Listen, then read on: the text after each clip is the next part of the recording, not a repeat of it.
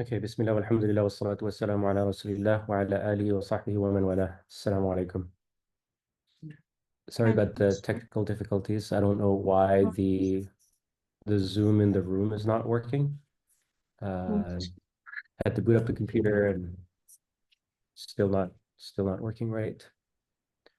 Anyways, let's go ahead and get started. So we're here to study usul al-fiqh from the book called Usul al-Shashi, right? And both of you have a copy. Zainab, you have a copy? Yeah, I do. Okay. Alhamdulillah. And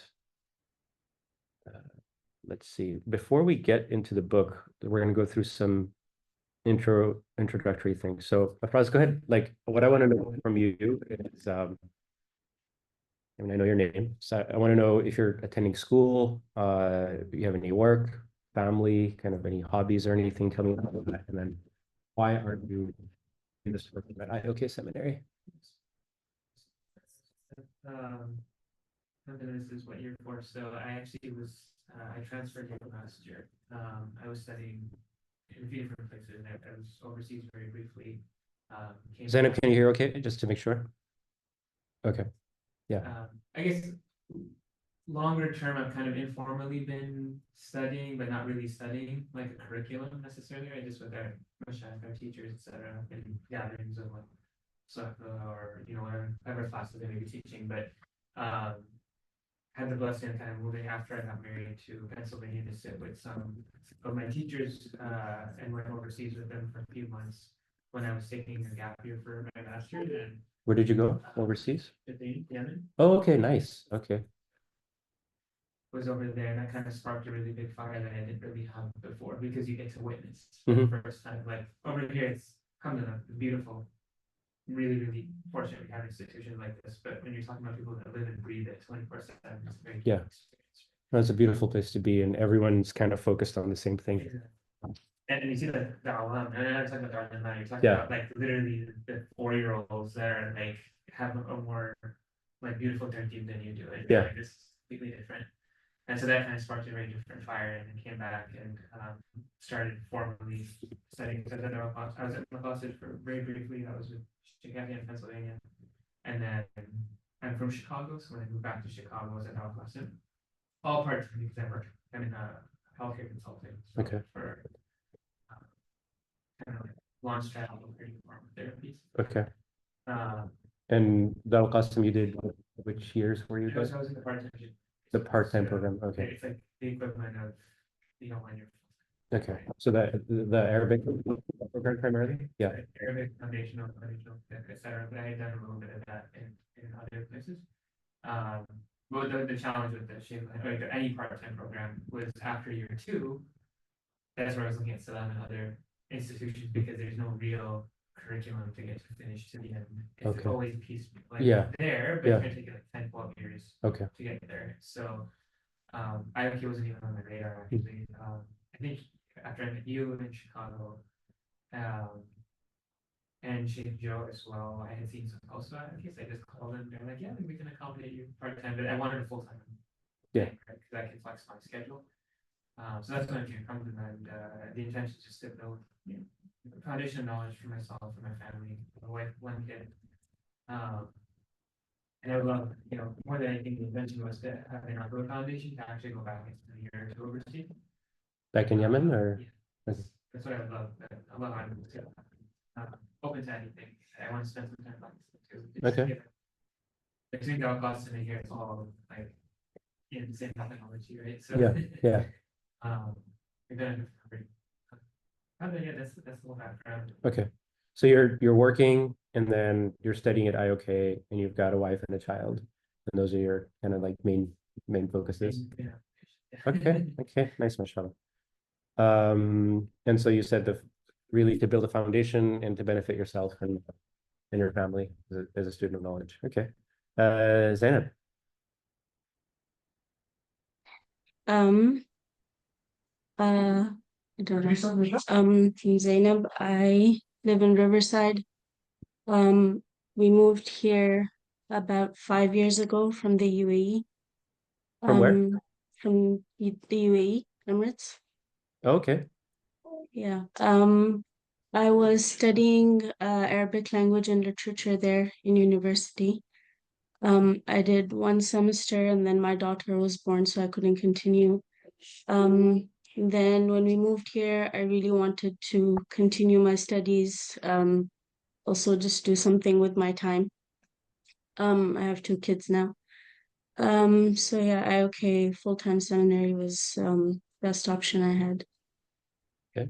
And then- Alhamdulillah. Okay, Zian's not online, so we'll skip him. And let's do some introduction to kind of what we're learning here. So both of you have done year 3, right? And so both of you have studied Sheikh Farhan's Usul al-Fiqh book in English. How did you find that book, or how did you find that class? I mean, Superman is a good job summarizing all of his books, content from all the other books of his teachers. Mhm. I think the one thing, this might just be coming from a consultant mindset. Yeah.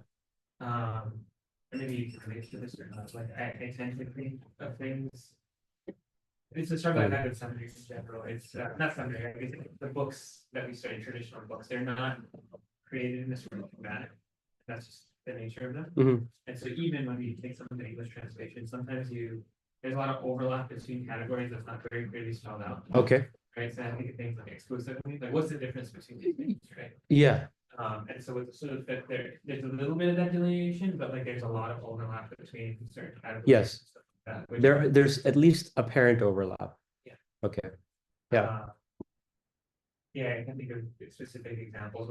You can say like things like Zahir al-Nas when you're studying Zahir al-Nas, Mufassar Muhkam, it seems to overlap with, for example, Ibadat al-Nas, Isharat al-Nas, Dalalat al-Nas, and you're wondering why do we have these two different categorizations? And there's a reason, like you can tell there's like nuances. Yeah. But like because they can still fit part of it in the other category, sometimes like that can get. Yeah. Okay. That's something like.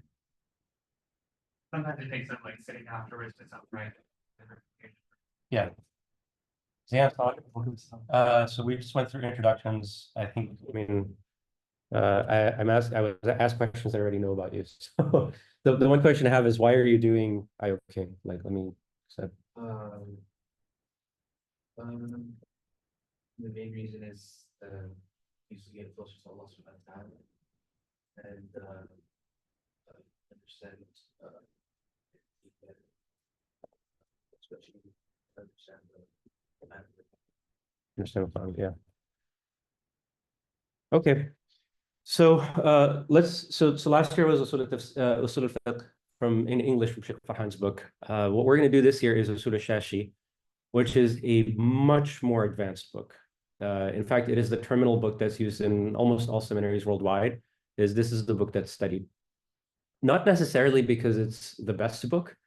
I'm not going to make an argument that it's the best book. There's other books that may even be better. So you have, for example, Usul al-Sarakhsi, Usul al-Bazdawi. The problem with those books is they're multiple volumes. They're very thick and fat. And to get through them would take us probably years.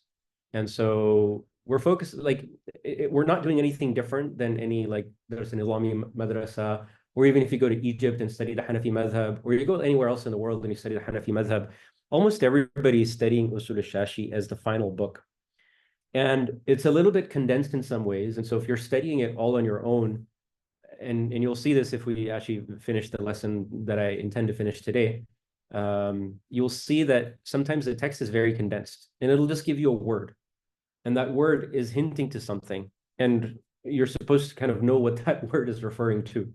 And it can be referring to an entire concept. And so sometimes we'll take a word and I'll expand on it for several minutes and I'll speak about it in sentences because there's a lot to talk about. And so it's a good book. It gives you a good peek into the Hanafi usul al-fiqh. And so when it comes to the usul of the fiqh, they are definitely along the madhab boundaries.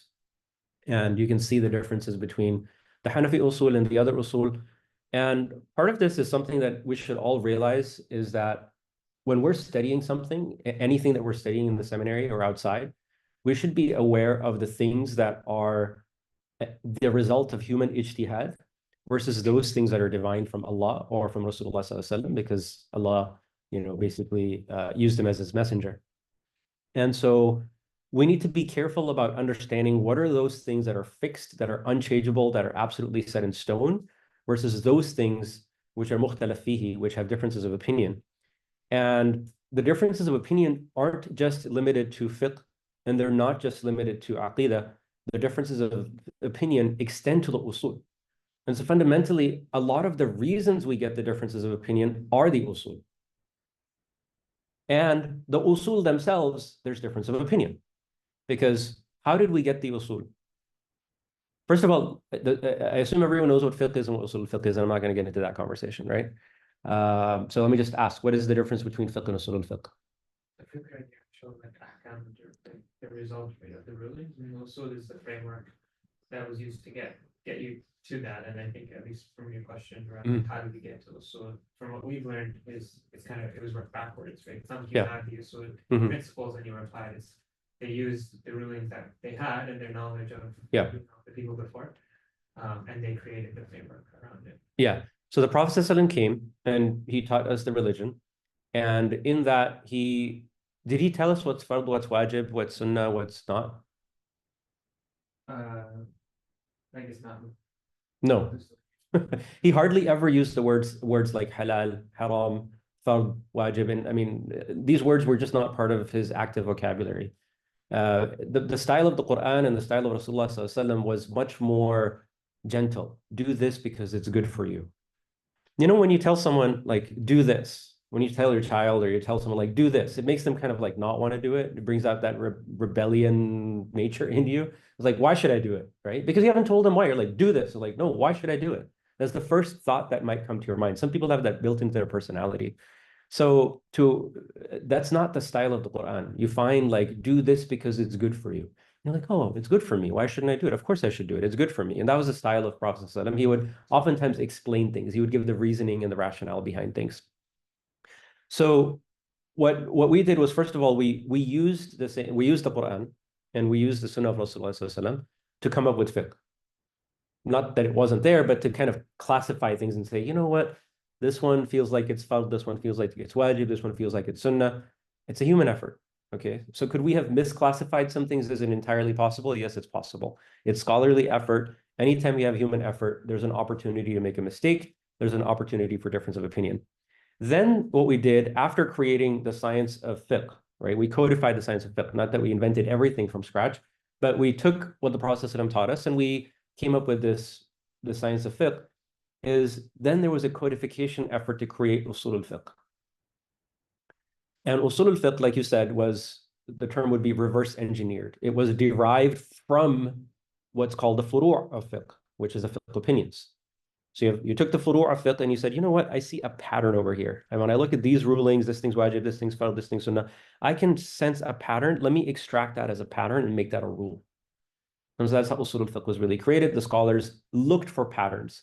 The way we say it in Arabic is we created kulliyat from juz'iyat. We took things that were parts and we created things that were more like wholes or like major guiding principles versus minor guiding principles, right? This process of taking furu', taking fiqh rulings and creating usul out of them is called ta'sil. Okay, so what we have is this process of takhrij. Takhrij means to extract something, right? So we say that Imam Bukhari, he did takhrij, he brought this hadith in his book. Sometimes we say we do takhrij, we extracted a ruling from this dalil or something like that. The word takhrij can be extracting in different ways or deriving in many different ways. Within takhrij, you can divide it from a fiqh perspective into two. You can say it's tafri', which is to derive fiqh from usul, or ta'sil, which is to derive usul from furu'. So what we first did was we said, okay, let's take a look at the fiqh rulings. Let's derive some usul. That's the process of doing ta'sil. Once that ta'sil was done, the whole point of deriving those usul was so that we could do tafri', so that we can create other rulings, right? Why are we creating principles? Because we want to take certain rulings, derive principles, and then derive other rulings from those principles. Now, the process of ta'sil, to go from the branch to the usul, and then from the usul back to the branch, both of those are separate pieces. Both of those are human efforts. And so a lot of the theme that I'm going to be talking about in this class is how these things are human efforts, how therefore you find, this is why we find differences of opinion. So hopefully in this class, we'll learn a bit more about why are some of the Hanafi rulings different than the other ones? What's the reasoning behind them? And what is the rationale behind some of the other madhabs as well? Because this book will do a lot of like Shafi'i bashing, like it's going to want to beat up on the Shafi'is a lot. And so we're going to want to not just assume that what the book is saying is correct and it's the only right way to do things, but we're also going to want to learn, how do the Shafi'is feel about this? What's their perspective? And how would we defend them? Because it's not like Hanafis are right about everything and Shafis are wrong about everything. That's just not how the world works. Okay, but that's how this book would lead you to believe. So we're gonna spend some time doing that as well. What else do I want to talk about here? Okay, Yeah, what was the definition of tasleem? tasleem is to take furu', which is the fiqh opinions, and to derive usul from them. Okay, so that's tasleem. Now, in the early days, just a little bit of history, the person who engaged in doing a lot of the Hanafi ta'sil was a person by the name of Ibn Aban. And his book we don't have. So unfortunately, we don't have access to that. However, his student, Jassas, you might have heard his name, wrote a book, which is commonly known as Usul al-Jassas.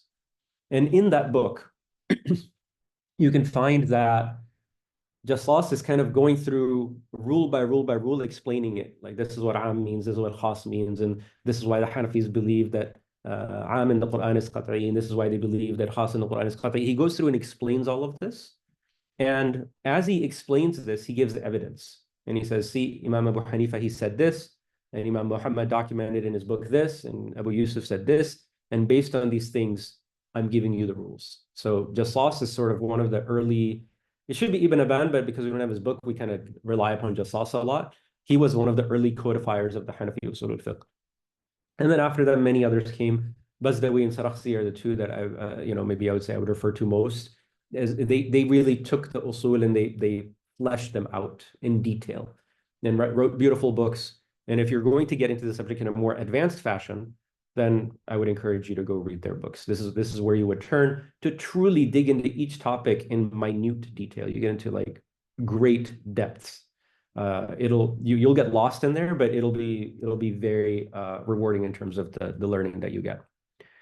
Imam Shashi himself, we don't really know a lot about him. You can read, I think, at the beginning of the book that you have, there's an introduction that talks about who's this person, what's his real name, where's he from, what date was he born. Reality is we just don't know that much about him. And somehow this book got a lot of acceptance despite the author being somewhat majhul. We don't really know that much about him, but the book, despite all of that, gained this level of acceptance. In this class, my focus, are you guys doing Quduri this year with Sheikh Farhan, or? We're doing ikhtiyar. You're doing ikhtiyar, okay. So you finished Quduri, like ibadat and... Yeah, I think we got to mostly towards the end. We didn't completely finish cover to cover. Okay. But you finished like nikah and talaq and all of that. Okay, alhamdulillah. So I try to keep the class kind of focused on usul al-fiqh and not fiqh. So if you start asking too many fiqh questions, or I just don't want to answer a question because I don't have to, then I just say like, go ask Sheikh Farhan, like, because I really want this class to be focused on the usul. And sometimes we have to go over the fiqh because how are you going to learn the usul without knowing the fiqh? But if you're going to start asking too many fiqh details and be like, yeah, that's a different class, that's not my class. So I have the ability to do that, so I do that sometimes. And so yeah, so you should take that to your ikhtiyar class and ask those questions there, or just put them in WhatsApp to Sheikh Farhan or whatever works for you. So what we're trying to do is ultimately we're trying to derive rulings, right? We're trying to get to one of the 7 rulings that we have in the madhab. And how do we do that? We're effectively usul al-fiqh, in a very fancy way, is just a study of language. Because we're going to our sources, we're going to the Quran, we're going to the Sunnah, and we are studying language. What does this word mean? Who is it referring to? What is it referring to? How broad is it? How narrow in scope is it? Who does it apply to? All of these things. And through the language, we're deriving rulings. So in that sense, studying language, usul al-fiqh is not just usul ul fiqh. You can use it, you can say usul al aqidah as well, because it's the same concepts that you're going to apply. You can say it's heavily overlapped with usul al tafsir, because what's the purpose of tafsir? The purpose of tafsir is to understand the Quran, and a good chunk of understanding that is to derive fiqh rulings as well. So we're going to spend a lot of time on language. In fact, there's a whole section of the book which gets really dry and boring. There's many dry and boring sections of the book, but there's one whole section where we get into, for example, specific words. What does the word fi mean? And we get into like pages on that. What does the word ala mean? We get into pages. What does the word ila mean? What's the difference of opinion with the word ila? When does ila mean this and when does ila mean that? What does hatta mean? What does the letter ba mean? All these huruf of jar that we have, we get into like deep discussions. So it gets kind of nerdy, kind of boring, kind of technical. But that we're going to cover a lot of that, because usul al-fiqh really is a study of language, if you think about it. So if the nahwu is strong, then the fiqh is going to be strong. Another area that usul al-fiqh depends upon is mantiq, which is, you know, study of logic. And what I'm going to try to do is kind of gloss over some of those discussions because you guys haven't studied it. It is part of the Saturday classes, you know, you'll eventually get to it. And as you study that, when you come back to usul al-fiqh, you're going to go, okay, that's why there was this discussion about jins and nawr and, you know, these other things. But for now, at least, it's not absolutely necessary. So I'm going to try and like gloss over some of those discussions and cover the other stuff. The book was written at an odd time when, what do you think, like, by the way, when people ask for fatwa nowadays, what do you think are the most common questions? In which areas of fiqh? Which chapters or what questions do we think we get all the time as local scholars? Ibadat or mu'amalat? Yeah. And within mu'amalat, what do you think it is? In what sense? Like in terms of more like trade transactions, as well as, I mean, at least in modern times, like trying to understand conventional or modern financial instruments. Okay. Is there any other thoughts? Just Yeah. Zainab? I was gonna say financial issues as well. Okay. Financial issues for sure. The one that's maybe more common than that is marriage and divorce. Yeah. So the two big topics really are marriage and divorce and financial stuff. That's where everyone wants fatwa. Yes, there's medical issues, life issues, inheritance, there's ibadat, you know, does this break my wudu, whatever. But like really the things that are all the questions are coming up are marriage and divorce. And so this book has millions of examples from divorce. Okay. And so you're like, why is every example about divorce? The questions come up anyway. But the other thing that we may not relate to as much is the book keeps coming up with examples of slaves. What, you know, you have this slave, you have that slave. So it's a lot of slave examples. And by the end of the class, you know, the course, you're going to get really tired of like everything's slavery and divorce. Reality is that's what the book is about, because at the time that the book was written, that was the context of society. So we don't have slavery anymore. We stopped asking the slave questions. We have now like moral questions. How does Islam allow slavery, right? And we're getting into like that realm as we're being influenced by Western civilization. We're now, or modern Western civilization rather, because slavery was common across all societies across the globe, and nobody ever asked these questions. But now we've got these new questions: is how can Islam allow for slavery? But in their times, it was like, okay, well, I said this to my slave: is the slave free or not free? And there's a lot of those kinds of questions, which we may or may not relate to, but those are the kinds of examples we come up with. So just warning you, that's what we're going to get a lot of in this book. Okay, what else? Okay, so yeah, go ahead. This it's to keep in mind the entirety of the course. You don't have to answer them now, but just two questions that come in my head. Right? Are we going to cover like how do are they not from the same school using the same usul, and maybe they're not using the same usul, get to two different Sharia conclusions. Okay. Right. So for example, like the two that come to mind is, you have some Hanafis will combine their salah, right? Not just assuming the other, even the fatwa of the Yeah. school, right? That's what those are two completely different conclusions. Right? Yeah. Or you know, you have, for example, the definition of bid'ah hasana versus sayyi'ah, Mhm. where this again could be a misattribution. You'll have ulama like Imam Malik, for example, have statements, Mhm. or we think they have statements, that say there's no such thing. But then you've got the later Malikis who completely agree, right, with the distinction, stuff like that. Yeah, so there's a few things you're going to find. I don't know if we're going to answer those questions directly, but what you're going to find is, and this is why I emphasize the human part. Now, I don't emphasize the human part to try and diminish the science, to try and bring it down. What I want to highlight is there are things that are in our deen that no one will ever disagree on. And those are the fundamentals, I would say, usul al-deen. So when we talk about, for example, you know, if we sit around here and we start debating and we say, okay, I say Allah encourages us to have taqwa. We must have taqwa. Is anyone going to disagree? No one's going to disagree. Allah says we must have sabr. Allah says we must have shukr. Allah says we must pray 5 times a day. Allah says we must fast Ramadan 30 days. Allah says we must go for Hajj. Allah says we need to be good to our parents. Allah says we need to be good to our neighbors. Allah says we should have akhlaq with everybody. No one's going to disagree in any of this. Shafi'is, Hanafis, Hanbalis, Malikis, Ash'aris, Maturidis, Jahmis, Mu'tazila, Atharis, like whatever. It doesn't matter who you talk to. You will find no difference of opinion on the fundamentals of the deen, the usul al-deen. And if you read the Quran, those are the themes that keep coming up. Have sabr, have shukr, pray 5 times, you know, be good, all of these things. And there is no difference of opinion. Then everything else is from the furu' of the deen. So is there bid'ah hasana or not? You know, what does this particular word mean when the Prophet ﷺ used it? You know, are you supposed to pray with the hands here or here? Are you supposed to raise your hands when you go into ruku'?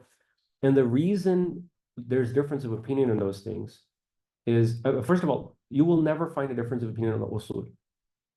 So the fact that you find a difference of opinion means that it's not from the usul al-din. Meaning within the same, so understand there's differences between schools, but within the same school, Mhm. you're saying there's no differences, so they just still get to different conclusions. So not all of these are usuli differences. So there's 2 parts. I used the word usul. I just overloaded the term usul by using it twice.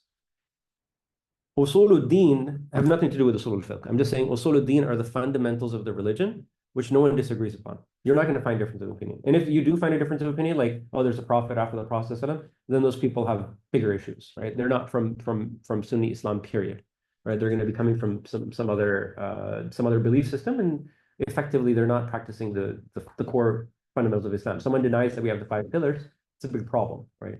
Someone denies that we're supposed to have sabr or shukr, they have mental issues probably, right? And so the usul al-din, you're going to find no differences. Everything else that we derived, the reason you find differences is, number one, it's not usul. Number 2, there was some sort of human effort that was involved in deriving it. And humans are going to have different perspectives. The same person at 2 times in their life may have different perspectives. That's why Imam al-Shafi'i had 2 madhabs, the early madhab and a later madhab. Right? He lived in one area, he came up with a madhab. He went to another area, he came up with another madhab. He grew. Right? And he learned a lot. And he's like, oh, no, I can't go with my old madhab. I need to go with something. I need to change some of my opinions. You find that scholars will change their opinion. People who used to be Salafi become not Salafi. People who weren't Salafi become Salafi. People who are Sufi decide to give that up, or they decide they want to be more so. People who are Tasawwuf decide to do more of it, less of it. People change over time. Why? Because it's all subject to human interpretation. It's not necessarily that we have codified usul, and the usul tells you, oh, there's bid'ah hasana or not. It's not even necessarily coming from usul. It's coming from a subjective interpretation of the Quran and the Sunnah. Now, I'm not saying all of them are valid. I'm not saying all of them are right. But that's not relevant. What's not relevant is who's valid and who's right. Now, we might seek our lives, we might spend our lives seeking that, but those aren't from the usul al-din. So if you believe there's bid'ah hasana or not, that's going to influence, you know, what Allah wants you to do is put in the effort and figure out what the right answer is. But ultimately, if you have sabr and shukr and taqwa, and you pray and you fast and you're good to your parents and other people and all this stuff, and you give charity and all of these things, you've achieved salvation. All the other things are sort of distractions. And this is why you get into like Twitter wars on this stuff, right? Is because people are getting distracted by things that aren't from the fundamentals of the religion. Allah's not going to ask you in the day of judgment about like, did you put your hands here or here? Allah's going to say, did you pray the prayer of the Quran? What's the prayer of the Quran? The prayer of the Quran is you got to have khushu'. Allah doesn't mention where you put your hands, or even if you have to put your hands on your chest or your stomach or not. It's not mentioned in the Quran. And this is something that we need to keep prioritized. Did everyone attend the Muqaddimah of Sahih Muslim last week? Shaykh Akram continues to emphasize, and this is part of the Hanafi madhab and the Maliki madhab, by the way, more strongly than any other madhabs, is that the Quran is the center of our universe, right? The Quran is going to be the fundamental source of our guidance. And so we have to think about what's prayer in the Quran and what's prayer in the Sunnah. And whatever's in the Quran is going to get a higher priority than whatever's in the Sunnah. I'm not trying to say the Sunnah is not important. The Sunnah is bayan of the Quran. But if something is repeated in the Quran again and again and again, then that's got to have, generally indicates towards some level of importance, right? I'm not saying go by the numbers, but just kind of think about it. If you read the Quran, what's the walkaway message? The walkaway message is establish prayer and pray with khushu'. And what else does Quran talk about? Qiyam. So you got to stand in prayer. Qira'ah, qira'atul Quran very specifically. So you have to read Quran. Quran talks about ruku' and it talks about sujud, right? So those are like the fundamental pillars of prayer. Regardless of, if you pick up a book of Hanbali madhab, on fiqh of Hanbali madhab or Shafi'i madhab or Hanafi madhab, whatever, you're going to find there's this many fard, this many wajib, this many sunnah, and all of this stuff. Regardless of all of that, the prayer of the Quran is going to be the most important of all of those things. And then we have the actions of the Prophet ﷺ to give us bayan and to expand on that. But the thing you're going to find is even in the Quran, there's a lot that's subject to interpretation. Some things are not, absolutely not. There's a day of judgment. There's going to be Jannah, there's going to be Jahannam, right? There's going to be sabr, shukr, taqwa, right? So all of those are not subject to interpretation, but many things are subject to interpretation. Anything that's subject to interpretation, valid interpretation, cannot be from the usul al-din. And so if people are worried about, people should worry about those things, they're from the deen, but people shouldn't obsess with those things. And people shouldn't make them an issue to divide into sects and argue with each other. You can have academic debates, but people shouldn't, you should still have a debate, talk about it, laugh at the end and still be friends. Basically that's the idea. Not that you get all worked up about it. And so we're not necessarily going to answer those questions because those questions have subjective answers. I might have a personal opinion that some things are right, some things are wrong, but I'm not going to force those opinions upon you. And you shouldn't force those opinions upon others. But the usul al-din is something that we have to do, we have to really work hard on, all of us individually. And then maybe you mentioned like the streets. Yeah. Yeah. Yeah. I think a lot of us benefited, and there were some questions that came out of it that might hopefully be answered. Like in this class, one of them was, you mentioned, actually for this too, right? Like, so when you're evaluating how you get to a ruling, get all of the riwayat. Yeah. But he was saying it doesn't always necessarily mean you're always doing the given preference of the sahih. That's one of the tools, it's not the main tool. Right? I think Sheikh Akram said that too, where that's a little different from how most of us are taught, that you always give preference to what the Hanafi school believes to be the most sahih, but he gave some examples where they use weaker narrations for a fatwa. Mm-hmm. So it's something like that. Yeah, so I think we'll talk a bit about that today. It is what is the role of hadith in fiqh? Okay, so we'll talk a little bit about that. If that doesn't answer your question, then please ask it again, because it's a very important question to answer. Okay. With that long muqaddimah, let's go ahead and begin. And so if we can open the book, and I don't have a copy of the book today, I forgot it, so I'll just let you guys read and I'll comment on it.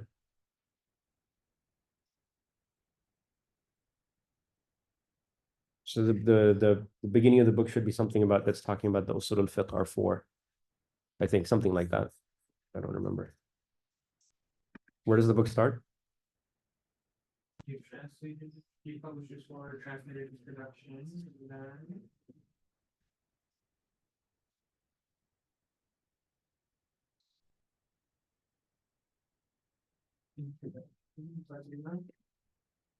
البحث الأول. البحث الأول. Okay, here, source, yeah, so مقدمة if you want, if there's Okay. Yeah, go ahead and read that first. in Arabic. We're only going to read the Arabic, and I really prefer you guys not to look at the English, and we'll focus on the Arabic part. Yeah, go ahead. بسم الله الرحمن الرحيم الحمد لله الذي أعلى منزلة المؤمنين بكريم خطابه ورفع درجات العالمين بمعاني كتابه وخص المستنبطين منه بمزيد الإصابة والثواب والصلاة على النبي وأصحابه والسلام على أبي حنيفة وأحبابه وبعد أصول الفقه فإن أصول الفقه أربعة كتاب الله تعالى وسنة رسوله وإجماع الأمة والقياس. Okay. Is there more? This one. ولا بد من البحث في كل واحد من هذه الأقسام ليعلم بذلك طريق تخريج الأحكام. Okay. So fundamentally, the book starts with, praising Allah and Rasulullah Sallallahu Alaihi Wasallam, and then praising Abu Hanifa, because this is a Hanafi book of Usul al-Fiqh. So it's going to, of course, praise Abu Hanifa. Now, I'm not going to get into the whole, all the meaning of should we start a book with Bismillah, Alhamdulillah, all of this stuff. You guys can cover that in Abu Dawud or some other class. I want to get straight into the topic, which is the Usul al-Fiqh are four. So it says Al-Kitab or Al-Quran? Al-Kitab probably? Kitabullah. Okay, so it says it's Kitab and it's Sunnah and it's Ijma' and Qiyas, right? We're familiar with all of these four terms because we've studied them before. And the book is divided into four sections. So Al-Bahth al-Awwal is going to be Kitabullah. Al-Bahth al-Thani is going to be Sunnah. Al-Bahth al-Thalith is going to be on Ijma'. And Al-Bahth al-Rabi' is going to be on Qiyas. So we're going to go through these in order. Obviously, we know our primary sources of fiqh are two, the Quran and the Sunnah. And then the other two are kind of based on the first two, because you get Ijma', consensus, but that's going to be based on Quran and Sunnah, right? People aren't just going to come up with their own whims and desires. And then you have Qiyas, which of course has to be done against Quran and Sunnah as well. So the section on the Quran is going to be the longest. And this section is going to go on for, I don't know, a couple hundred pages or something like that. Because what we're going to do is do our study of language and words through the section on the Quran. So we're going to study Aam and Khas and Mutlaq and Muqayyad and Sarih and Kinaya and, Haqiqa and Majaz and all of the things we did before, like Ibaratun Nas, Isharatun Nas, Dalalatun Nas, Iqtida'un Nas. We're going to study Khafi, Mushkil, Mujmal, Mutashabih, and Zahir and Nas and Mufassar and Muhkam and all of these different words that we're going to study. And the thing that I want you guys to focus on is every time we get to a chapter, every time we're reading a page, every time we're focused on a word, is think about why. What the heck are we learning this for? Like, what's the purpose behind it? Don't just be like, oh, I need to memorize this definition or something. I could care less that you know the definition. I want you to understand the concept. And when we do exams, for example, like I'm going to be grading on, did you understand what it's about?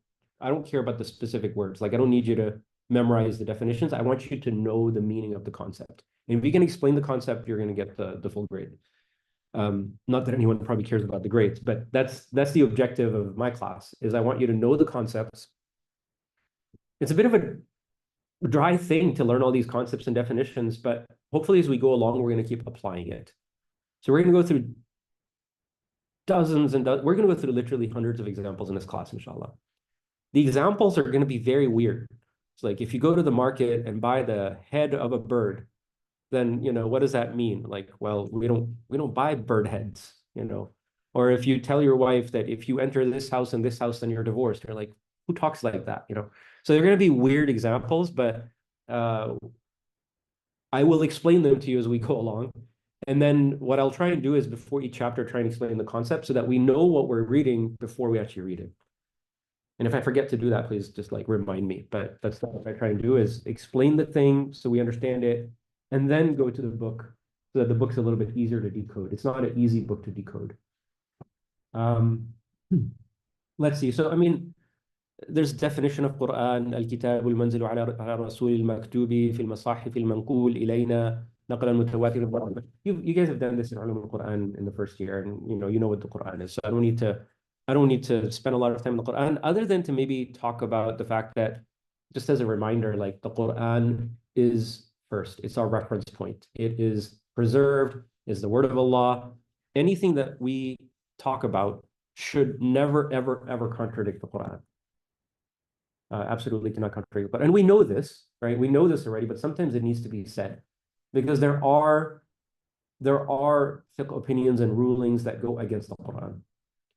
And the answer that's usually given is, well, we have this hadith, and so the hadith is the interpretation of the Quran, and so we need to kind of give the hadith value. So if you're using hadith to interpret the Quran, sometimes you can accidentally give the hadith more value than the Quran. And that's not what we want to do. We want to make sure the Quran preserves its value.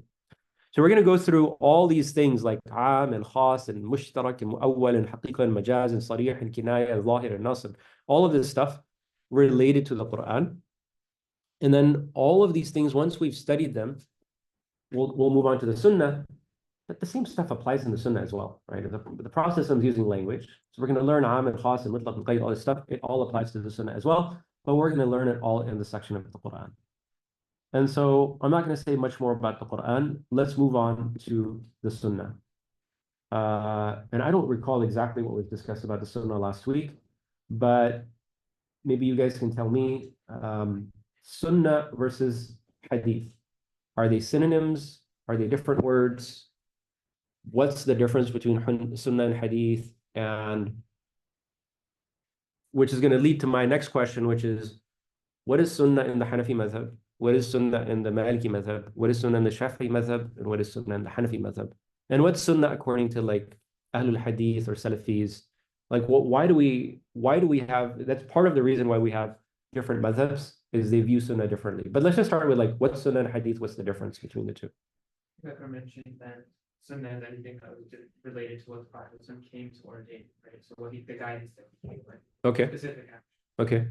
As opposed to hadith, there will be narrations, maybe describing things like the number of things that he did that didn't say that's what you have to do. Okay, so the number of gray hair that the Prophet had in his beard, for example, is that some sort of guidance for us that we should have that many gray hair or anything like that? Okay. But okay, there's a difference of opinion. I mean, I know at least some of the Shafi teachers I have, like all of the outward they consider sunnah. They considered sunnah? Yeah. Like divine sunnah? Not like, again, like guidance to follow? Yeah. But it's considered sunnah in the sense of like rewarded, for example, whether it's a turban or it's a shawl or whatever it might be. Whereas no, but like specifically gray hair. Is that they like will try, but I mean they won't. I mean, it's not like a divine sunnah necessarily. Yeah. Okay. That's odd because the Shafi'is are actually there's this concept, there's this question that's asked. Did the Prophet ﷺ ever do ijtihad? Did he use his own rational mind to come up with rulings? What do you guys think? I'm curious. Rulings is a great area. I mean, you have the hadith. I'm looking for yes or no. Did he ever use his own ijtihad? He gave directions based on his ijtihad, but doesn't necessarily mean it's from the deen, right? You have the hadith about like the crops, you know what I'm talking about, in terms of like where he told some of the Sahaba to plant or not plant a certain way, and it wasn't something that was beneficial for them. He said, You what? I would say he made his own ijtihad when he dealt with the prisoners of Badr. Okay, very good. But then Allah subhanahu wa ta'ala agreed with Umar, right? Yeah. Okay. So if you don't explain that, Zainab, were you able to hear that? Zayn was saying the prisoners of Badr and how to deal with them, and then Umar radiallahu anhu had a different opinion, and that was one of the there's a statement that Allah agreed with Umar radiallahu anhu in 3 places. That was one of the 3 places that's mentioned, right? So if that's not ijtihad, what is it? Prophet ﷺ came up with an answer, and then Allah corrected him. How about Abasa wa Tawalla, right? Like the Prophet ﷺ Allah corrected him, right? So when we say the Prophet ﷺ is ma'soom, that he can't make mistakes, we mean, number 1, he can't do major sins, and number 2, we're saying that if he makes a mistake, Allah will correct it. So if he can't do ijtihad, then what's there to correct, right? And so the Shafi'is are actually very strong in believing that the Prophet ﷺ did ijtihad. And I believe Sheikh Akram might have given a couple of examples. I've just studied this stuff with him like a million times, and so I may misremember what he did or did not cover last week, but I'll give you a couple of examples. He goes as far as to say that in the Quran, we know that we are told the people who are going to go to Jannah, they're going to get their book in their right hand. And the people who are not going to go to Jannah are going to get their book in their left hand, right? And so he will go as far as to say that the reason that we eat with our right hand was ijtihad of Rasulullah sallallahu alaihi wasallam to say, hey, look, the right hand is the good, clean hand, and that's why we're going to eat with our right hand. And we're going to wash ourselves when we go to the bathroom with the left hand, okay? So that's, some people say that's ijtihad, okay? Because the Prophet was taking ideas from the Quran and he was applying them in his life. And so if you will find books which will go through and explain all the different types of ijtihad that the Prophet did. The Hanafis in general deny this idea. They say the Prophet didn't do ijtihad. Whatever he did was just from Allah to begin with. And so if he did something, Allah kind of forced him to make a mistake so that Allah could show that the mistake was being corrected. Okay. You can see how there's like there's two sides. One saying, yeah, he made mistakes, not because he was doing ijtihad, because Allah kind of, he missed a Fajr prayer, right? He missed a prayer. Like with the Prophet, like, why he missed prayer? Like that sounds really bad. It's like, no. Allah like kind of forced it so that he could teach us what to do when a prayer is missed, right? He made a mistake where he made a mistake within prayer, right? And he was so confident he didn't make the mistake. And then he showed us how to correct a mistake within prayer, right? And so there's all of these things where Allah, you could say Allah like kind of want intentionally had the Prophet make a mistake or come up with an opinion and then corrected him. The other answer is like, no, the Prophet used his rational mind and he studied the Quran and he understood the Quran well. And who better to understand the Quran than the Prophet? Obviously, he was the messenger, he wasn't a postman. And so he understood the Quran well. He had divine guidance and he explained it to us and he did his ijtihad. And as long as the ijtihad was correct, we accepted it. And when the ijtihad had some issue with it, then Allah corrected it, right? And so everything we have from the Prophet is absolutely divine guidance in the end. So the Shafi'is believe very strongly in this concept of ijtihad.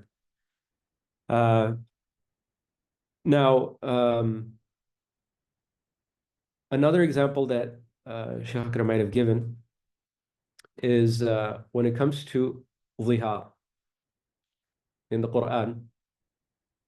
What do we study about zihar? What's the kafara for zihar? What do we have to do?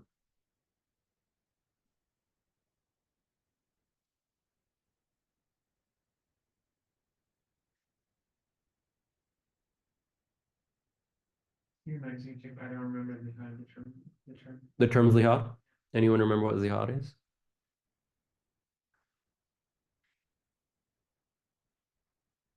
Zainab Zian?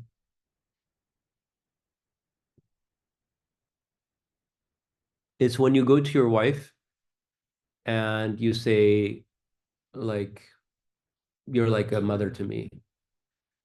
Your back is like my mother's back, or something like that.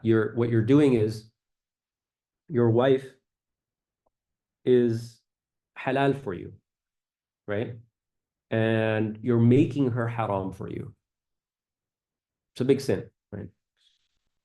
Or kiss fast once, Mm-hmm. And if not, then? be a slave, And if not, then? eating like a number. Feed 60 people, right? Yeah. So you either fast consecutively, or you free a slave, or you feed the people, and it's in that order, right?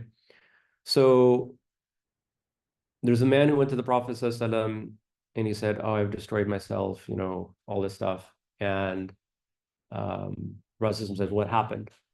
And he said, it's the month of Ramadan and we were fasting and I had relations with my wife. And what does the Prophet ﷺ say? He says, you should fast for 60 days. And what does the man say in that narration? The man goes, hey, I was fasting for a day in Ramadan and this happened. You want me to fast for 60 days? I can't do that. This is difficult for me. So then the Prophet says, okay, like go free a slave. It's like, I don't have a slave to free. I don't have the kind of money it takes to free the slave. And the Prophet says, okay, why don't you like feed 60 people? And man says, it's something to the effect of, between this area and that area, I'm the poorest man that I know. How am I going to go feed 60 people? So the Prophet says, okay, sit down. And then somebody brought a couple of trays of dates as gifts to the Prophet, and he gives it to the man. And he says, why don't you go feed the people with this? And again, the man talks about how poor he is.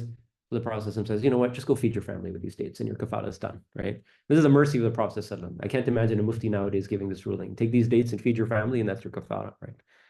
So in that hadith, the Prophet gave him the same kafara that we have for zihar. Where did he get that from? Where did he get that from?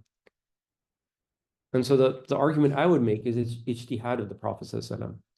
Because in the Quran, Allah talks about doing zihar, which is taking something that is halal and making it haram for you. Okay. In this example of someone who breaks their fast by having relations with their spouse, they took something that was haram and they made it halal. And so the Prophet through his ijtihad said, hey, if something that's halal is made haram, then something that's haram is made halal, the punishment should be the same, the kafara should be the same. And therefore he applied the same. Okay. So that would be ijtihad of the Prophet if you believe in ijtihad. If you don't believe in ijtihad, no worries. Like you can just say Allah inspired him, he got it from Allah some other way, right? Those are going to be your two answers. Either he used his mind and he came up with it and Allah didn't have an issue with it, or Allah just told him what it was and he applied that. Those are kind of the two ways looking at it. So the sunnah gets complicated. The sunnah gets complicated because, first of all, let's just talk about sunnah and hadith. So sunnah and hadith, like you said, there's a few differences. Number one, in a way, the hadith is broader than the sunnah. Because if the Prophet has X number of gray hair, that's just a characteristic of the Prophet. Or the Prophet weighed this much, or his body was this big. It's not sunnah upon us to go work out at the gym and have the same size body, right? Nobody's going to argue that. Even your teachers, I don't think, are going to say we need to have the same broad shoulders the Prophet does, and the same. We can't be exactly like the Prophet. And so the hadith, people just wanted to capture everything they could about the Prophet, whether it had fiqh rulings in it, whether it had impacts to belief and faith, or it didn't. People just wanted to capture everything. So hadith, in a way, is broader than sunnah because it covers more topics. It includes the sayings of the Prophet. It includes the actions of the Prophet.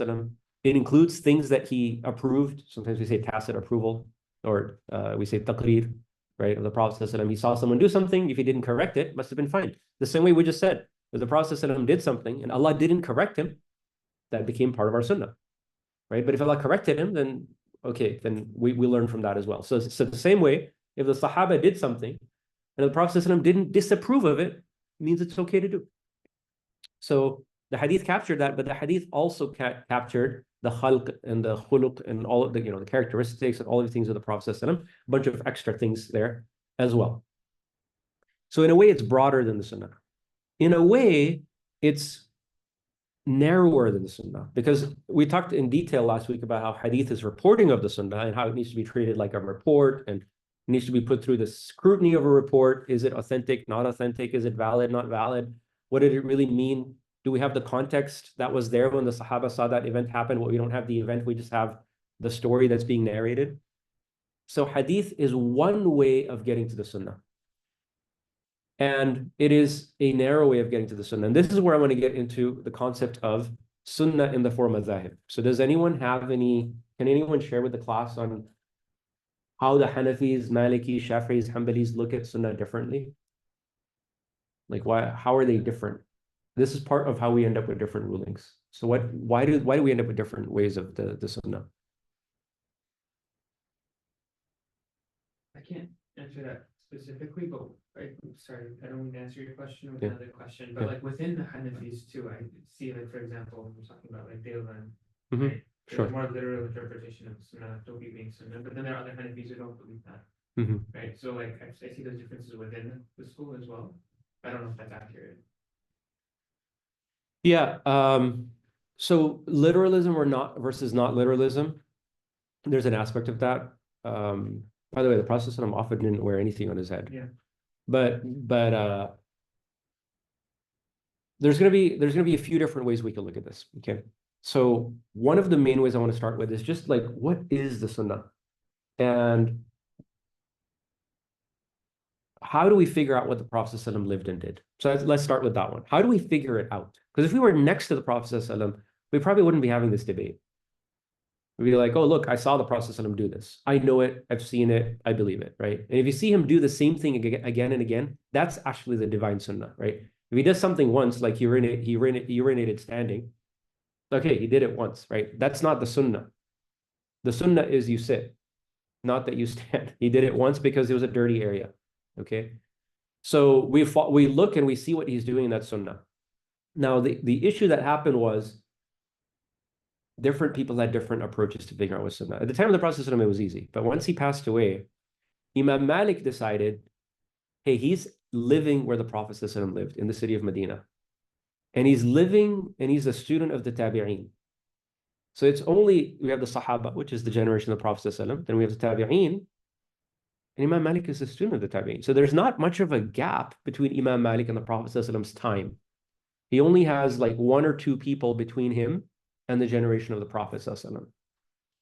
He's living where the Prophet ﷺ lived. The society largely learned from their parents and their grandparents who were companions of the Prophet ﷺ, right? So he's going, whatever is happening in the society, and particularly amongst the fuqaha of Medina, the scholars of Medina, the fiqh experts of Medina, it's got to be what the Prophet ﷺ was doing, because I'm living amongst them. How much would the religion have changed in 1 to 2 generations? So Imam Malik gave a lot of preference to, he would say, ألف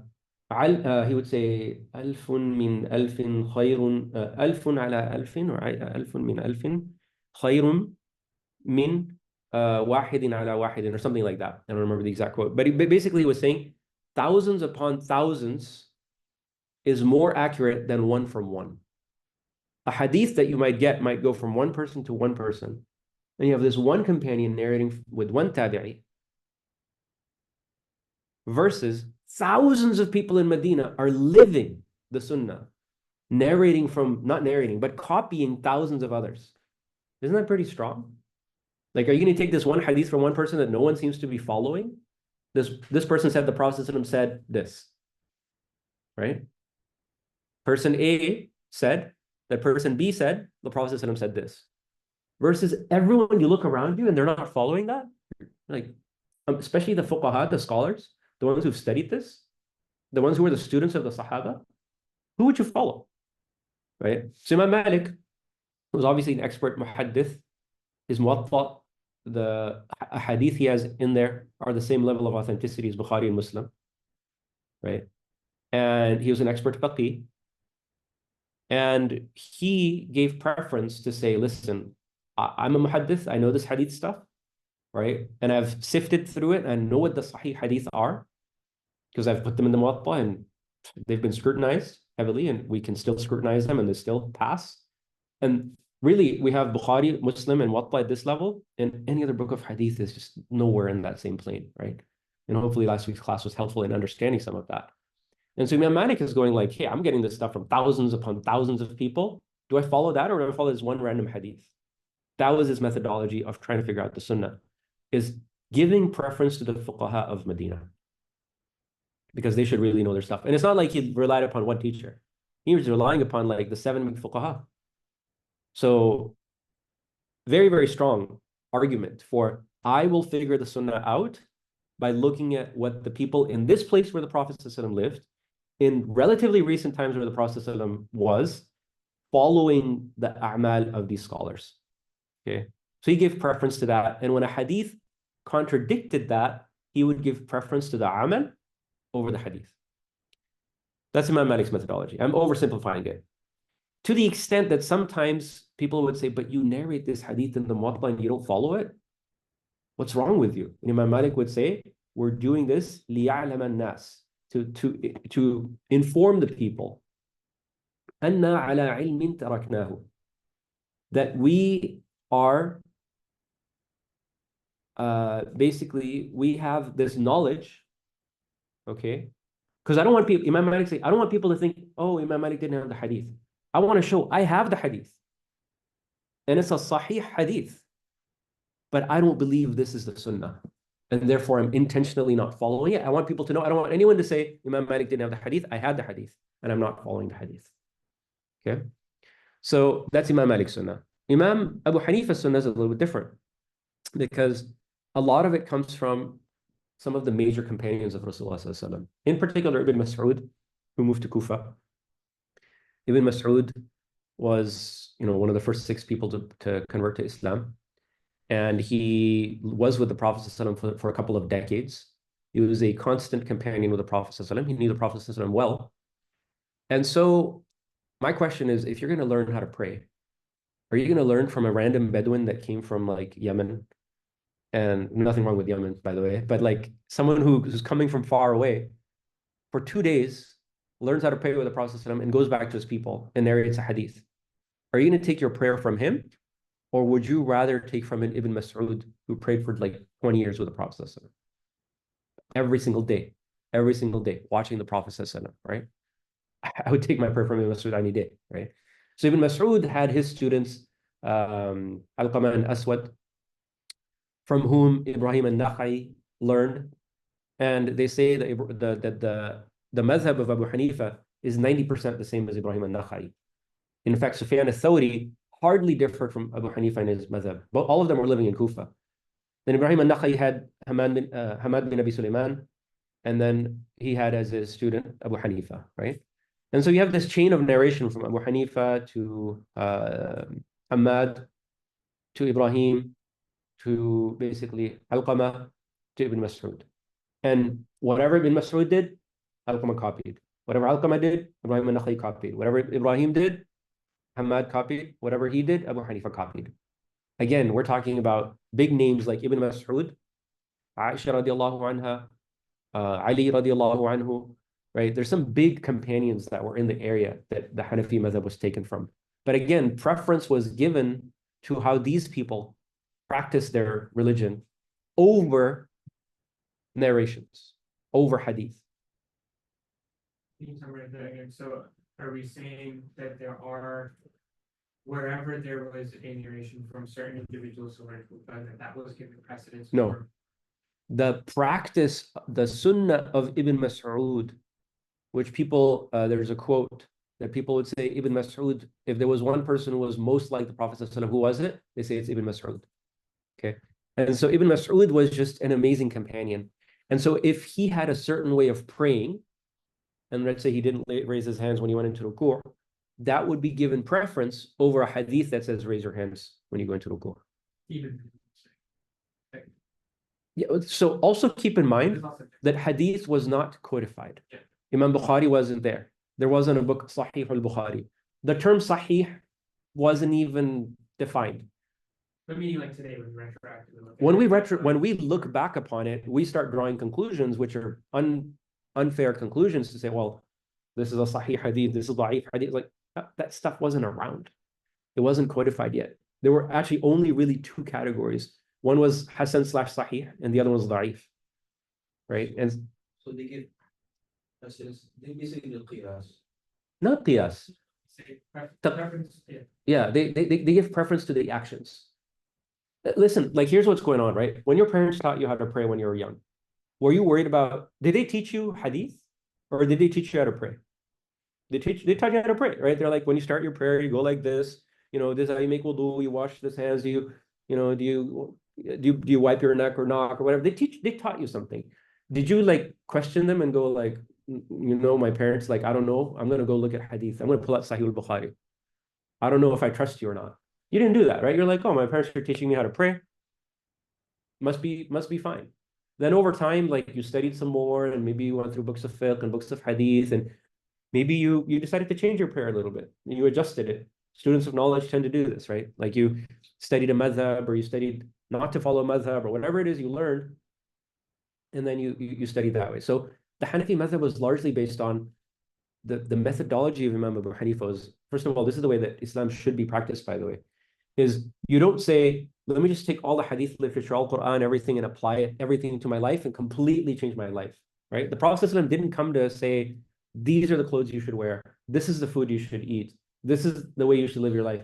He said, live your life according to your place, your culture, your time, your context. But when you wear your clothes, it must be modest clothing.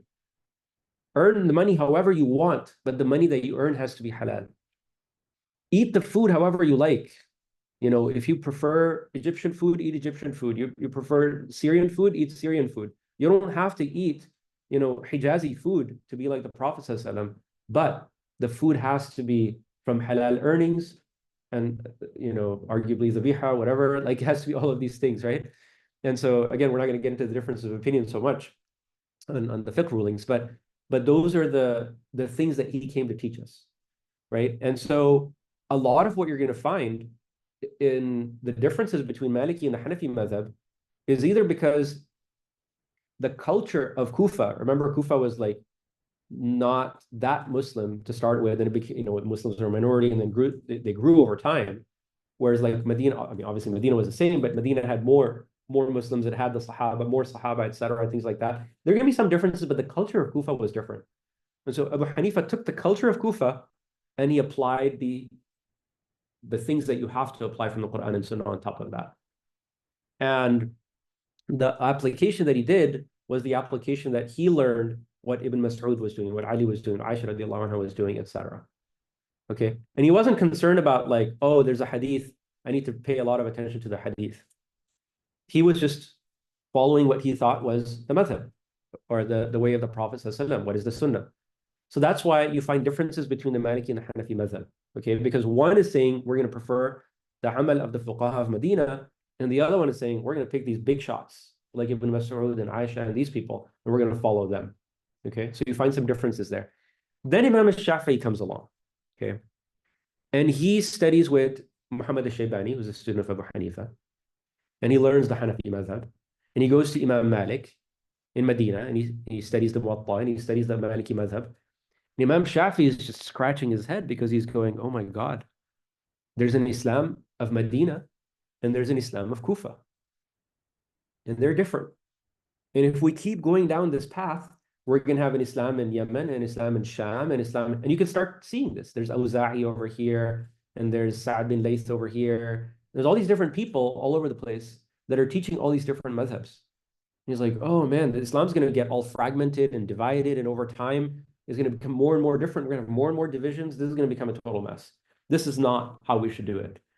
So he decides to, first of all, he wrote an amazing book on Usul al-Fiqh, the first book written in Usul al-Fiqh.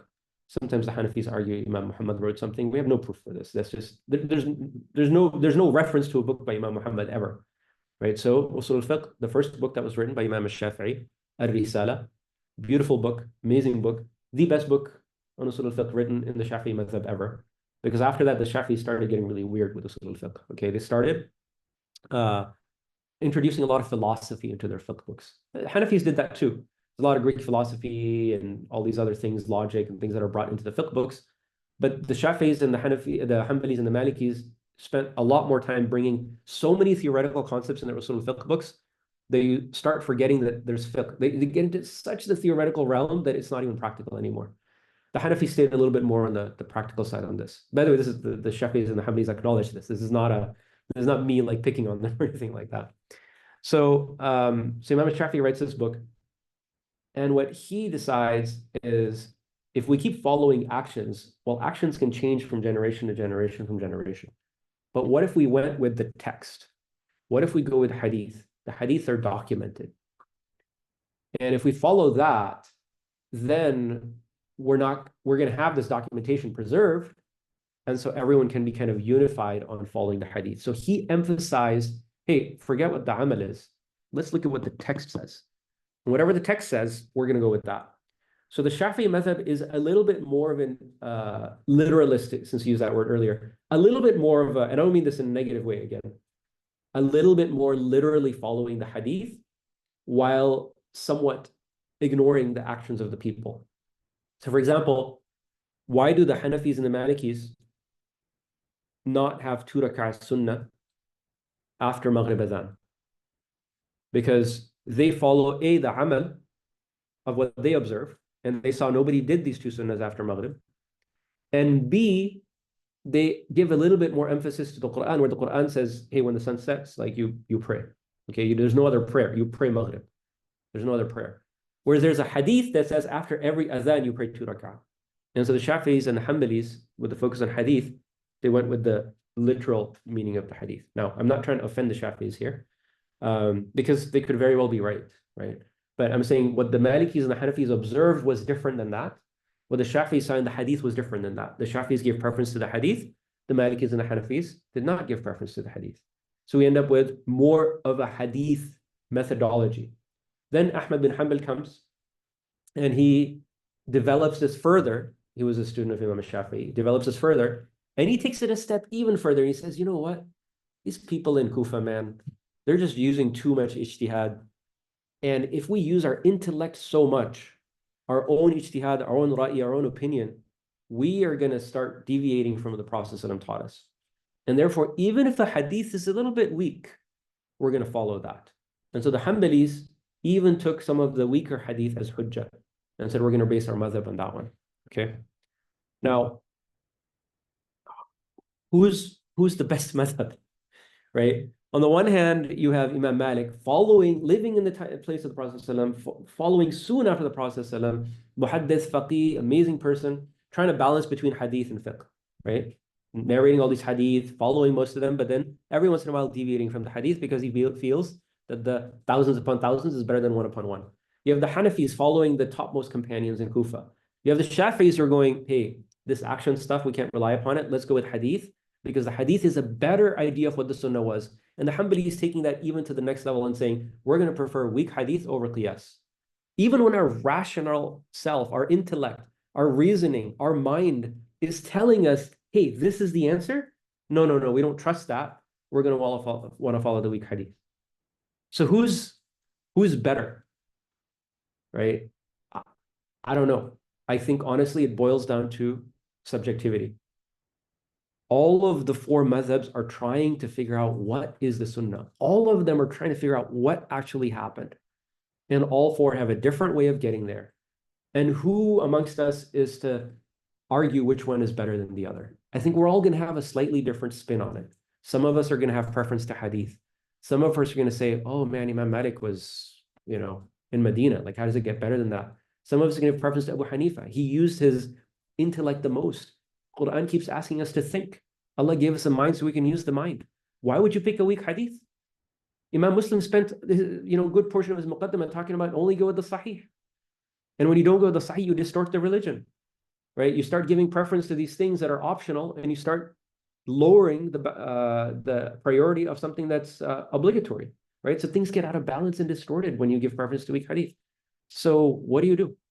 Right? And that's how you end up with these 4 madhabs, is they all have a slightly different interpretive methodology to figuring out the sunnah, right? This is part of why we end up with different rulings, because some people give hadith. Now, the thing that happened also as a part of that, and we're going through a lot of history here, is once Imam Shafi'i came out with this beautiful book of Risala, which is absolutely a beautiful book, right? And anyone who's interested in becoming a mahir or a mutqin in usul al-fiqh has to read this book because he argues so many points.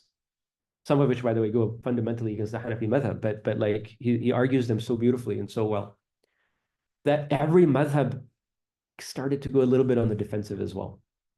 It's like, oh, Imam Shafi'i makes such a good case for hadith. And what happens if you start looking at what's happening, start looking at what's happening in hadith literature, right? And I know this is a little bit off topic, but at the beginning we had the musannafs. Now, we don't study the musannaf of Abdul Razak and musannaf Ibn Abi Shayba. We do study the Muwatta a little bit, right? But if you go through the musannaf, what are the musannafs? The Muwatta is, by the way, a type of a musannaf. Okay. Anyone opened up a book of musannaf like Abdul Razak or Ibn Abi Shayba? Anyone done that? So if you open up the musannaf, here's what you're going to find. The Prophet ﷺ said this. The Prophet ﷺ did that. Uthman radiallahu anhu did this. Abu Bakr in this situation did that. Umar radiallahu anhu said this. Mu'adh ibn Jabal did this. Ibn Mas'ud did this.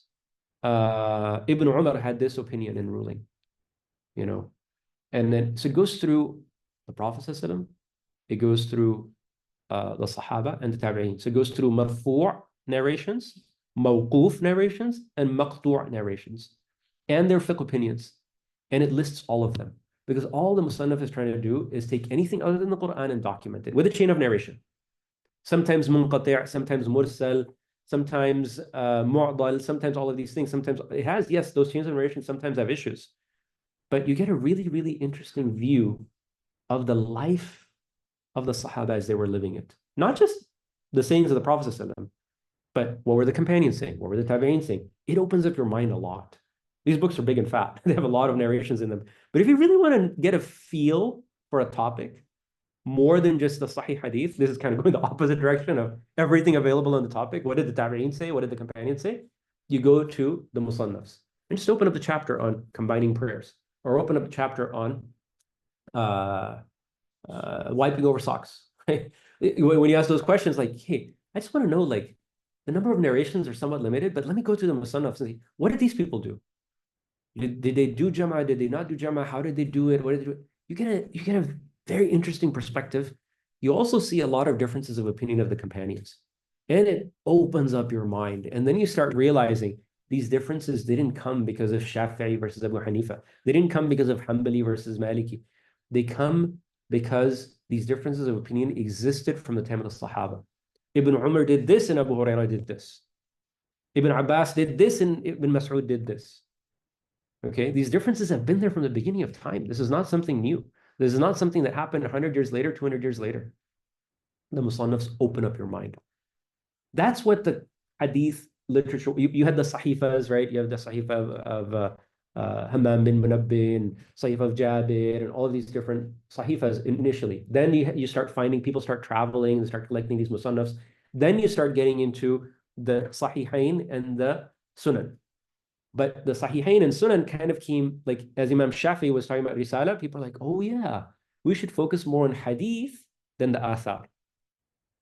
So now you start seeing that the 6 books of hadith that we have now are very, very focused. In fact, they're all 6 focused on hadith of the Prophet ﷺ, marfu' narrations, not mawquf, not maqtu', not something that's attributed to the companions or the tabi'een.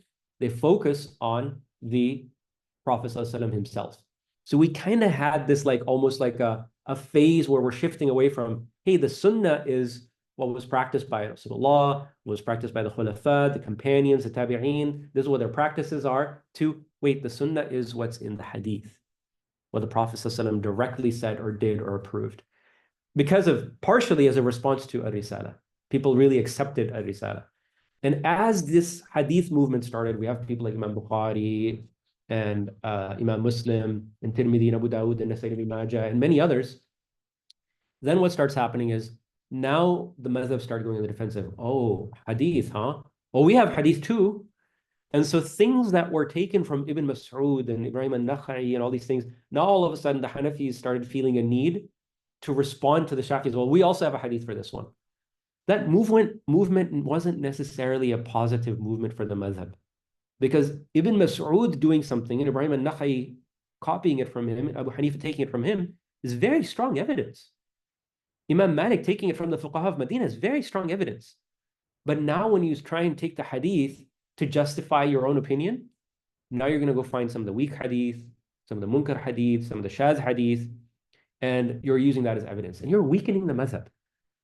So the Hanafis and the Malikis should be confident in the madhab they have. They should be confident in what they've received through their methods and their means. And they shouldn't get insecure and defensive and start finding these weak hadiths, like, we can do hadith too. That's not a good methodology, okay? Unfortunately, that weakened the madhab a little bit. It put people on the defensive side. And that's not the best way to defend the madhab, honestly, is to take weak hadith, because it makes it look weak, makes the whole madhab look weak. And the madhabs are not weak. The madhabs are good. Okay, they're all based on sound methodologies. So this is kind of a little bit of history of how, like, hadith influenced fiqh, and then the fiqh developed a little bit. So the jurists use the musannaf more than the Muslims? So the reality of the situation is the jurists, for the most part, have made the decisions they've made, and they tend not to consult. They do not generally follow the methodology of the muhaddithin, which is, let's go for the sahih hadith and take that. They will find whatever evidence wherever they find it, and then they will use that. Okay, so the fuqaha are not always using the strongest evidence because of this, like, response to the muhaddithin, unfortunately. But I would say, if you are in a position of really wanting to understand an issue, right? Like you want to, like, yeah, man, I really want to understand like combining prayers. Like I understand the Hanafi madhab is like not for that, whereas the others are. I just want to look at the Musannafs. What did people do about that? You'll get a good feel for it. Okay, go ahead. This is super helpful stuff. I think that kind of answered the question around like why do you sometimes when we're studying Quduri, etc., and you see some of the weak hadiths as proof, Yeah. so there's clearly logic that can go against this. Yes, But that's not why it originated as a hukam. that's right? not why it originated. Yeah. So that makes sense. So there were two questions from what you brought up earlier. So you mentioned that the Shafi'is, right, they use the hadith over some of the Amal, right? Like there's more of a focus. Yeah, there's really no focus on Amal. Yeah. Yeah. So when we're learning the Hanafi madhab, you learn a lot about like reconciling, right, Jamar, between different narrations. So Yeah. you'll see this is what we follow. Yeah. For all the hadith, this is how we explain the other ones. Yeah. So do you know for the Shafi'is do the same do it in reverse? So basically when they say this is the hadith, how do we explain the actions now that we don't give reference to? Which actions do they have to explain? Just like basically the Hanafis give their proofs as to why we do what we do, and they weaken the other narrations, right? So that's their justification. Yeah. So with the Shafi'is, they say we know why they do what they do, but do they explain why other people, I guess, follow their actions? Or are they just saying they're following weak reports? So what we're doing is, first of all, actions aren't coming through hadith, right? When I say actions, I mean outside of hadith. Like your parents taught you how to pray, that's outside of hadith, right? Most of what we've learned about Islam in our early lives was not through hadith. It's through amal, right? We learned that there's 3 rak'ah for Maghrib, 2 for Fajr, 4 for Dhuhr. This is how you do ruku, this is how you do sajda. Did you have hadith for that? No, you learned it on your own. Later on, you might have encountered the hadith because you studied Mishkat al-Masabih, right? Now you're doing Tirmidhi, next year you're doing Bukhari, inshallah, right? But you spend most of your life learning this stuff. No, your parents didn't teach you the hadith. Generally, that's not how parents teach stuff. They don't even know the hadith, right? It's just copy paste of the amal. So it's kind of just like they're not acknowledging, they're just focusing on the text that's there. They're not necessarily explaining the other actions because they didn't inherit those actions. Yeah, they didn't. So Abu Hanifa also, like even the Hanafi madhab has shied away from that to a large extent. Yeah. If you go to the original books of the Hanafi madhab, what are the original books of the Hanafi madhab? Fiqh al-Akbar, that's an Aqidah book. Abu Hanifa didn't even write it, but anyway. What are the fiqh books of the madhab? Facing outside Quduri, etc. You know? Quduri came very late. Yeah. What came before that? You would have the books of Muhammad Shaybani. Imam Muhammad al-Shaybani, who's a student of Abu Hanifa. He documented everything. What are his books? 6, right? 6 books. They're called Zahirul Riwaya, right? So Zahirul Riwaya, you have Al-Jami' al-Kabir, Jami' al-Saghir, Sir al-Kabir, Sir al-Saghir, and you have Al-Asl, and you have No? Kitab al-Athar, no. The fiqh books are 6. He has other books as well, but the Zahirul Riwaya are 6. Okay. And the most important of them is probably Al-Asl, a multi-volume work. And in it, he documents like basically all the opinions. This is Abu Hanifa's opinion. This is Abu Yusuf's opinion. This is my opinion. He documents all of that. Okay. And when you look there, you're going to find Imam Muhammad asking the questions of Abu Hanifa. Hey, what's the ruling on this? Abu Hanifa says, here's the answer. How did you get this ruling? Oh, I got it from this athar. How did you get this ruling? Oh, I came up with it through my logic. Istihsantu. I used istihsan to come up with this ruling. So Abu Hanifa explains it. Then Imam Muhammad asks more questions, and he answers those questions. So that's where you find the original madhab documented in those books. And oftentimes you're not going to find necessarily hadith. You're just going to find, oh yeah, I got this from Ibrahim an-Nakha'i, and then he taught me this, or he taught me that, or I used my own brain and I came up with this answer. So they're explaining these things. The Shafi'is, they don't have, see, for them, the sunnah and the word hadith literally have the same meaning. Same as the people of the muhaddithin. The muhaddithin, the word sunnah has many meanings, right? When we use it in Sheikh Farhan's class, if I say something is sunnah, what does that mean? It's a fiqh class, right? What does sunnah mean in that context? They approved of task. No. In fiqh class, that's not what sunnah means.